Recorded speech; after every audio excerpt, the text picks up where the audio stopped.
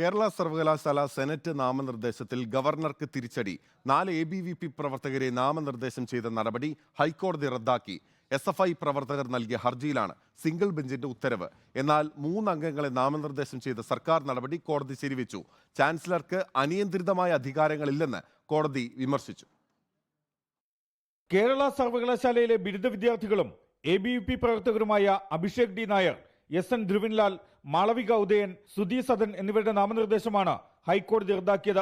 സർവകലാശാല നിയമമനുസരിച്ചുള്ള യോഗ്യത governor നിയമിച്ചവർക്കില്ലെന്ന് നിരീക്ഷിച്ചാണ് single ബെഞ്ചിന്റെ നടപടി. ഗവർണർ നിയമിച്ച 4 പേരും മികച്ച പ്രകടനം കാഴ്ചവെച്ചവർ അല്ലെന്നും 4 പേരും സർവകലാശാലയുടെ പട്ടികയിലുള്ളവരെക്കാൾ യോഗ്യരല്ലെന്നും ഹൈക്കോടതി നിരീക്ഷിച്ചു. 4 നാമനിർദ്ദേശവും റദ്ദാക്കിയ ഹൈക്കോടതി സർവകലാശാല നിയമമനുസരിച്ച് 6 ആഴ്ചയ്ക്കകം പുതിയ നാമനിർദ്ദേശം നൽകാനും ഗവർണറോട് നിർദ്ദേശിച്ചു.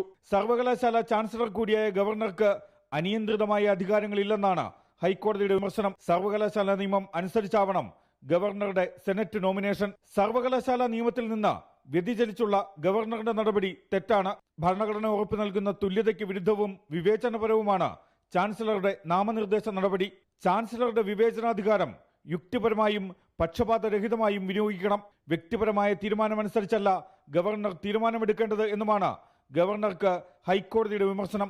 അതേസമയം കേരള സർവകലാശാല സെനറ്റിലേക്ക് 3 പേരെ നാമനിർദ്ദേശം ചെയ്ത ഉന്നത വിദ്യാഭ്യാസ വകുപ്പിന്റെ നടപടി ഹൈക്കോടതി ശരിവെച്ചു. സിൻഡിക്കേറ്റ് അംഗങ്ങളായ ഡോക്ടർ JS ഷിജു ഖാൻ, മുൻ MLA R Rajesh, advocate G Muraleedharan എന്നിവരുടെ നാമനിർദ്ദേശത്തിലാണ് ഹൈക്കോടതി അംഗീകാരം നൽകിയത്.